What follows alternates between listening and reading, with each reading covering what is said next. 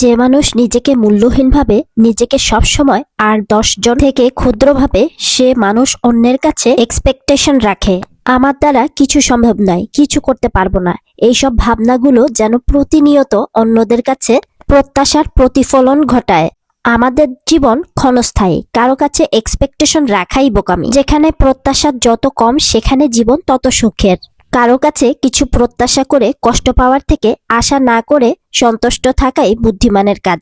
এটা আমার হয় না, এটা আমার প্রাপ্য ছিল, এমন করে হাহাকার করলে জীবন অনেক জটিল হয়ে যায়। কষ্টগুলো যেন ছাড়তে চায় না, লেগেই থাকে আজীবন।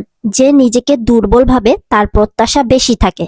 অধিকার দাও, অধিকার দাও বলে চিৎকার করলে অধিকার পাওয়া যায় না, অধিকার অর্জন করতে হয়। নিজের সব চেষ্টা কাজে লাগিয়ে অধিকারের জায়গাটা করে নিতে হয়। সব প্রচেষ্টার মাধ্যমে যেটুকু পাবেন সেটুকু নিয়ে আলহামদুলিল্লাহ বলে শুকরিয়া আদায় করলে আপনার পাওয়ার লিস্ট সফল হবে। আবার বলছি, এক্সপেকটেশন কম, জীবন সুন্দর। কারো কাছে প্রত্যাশা না করে নিজের যেটুকু আছে তা নিয়ে দিয়ে সুখে থাকার মতো সুখ পৃথিবীতে আর দ্বিতীয়টি নেই।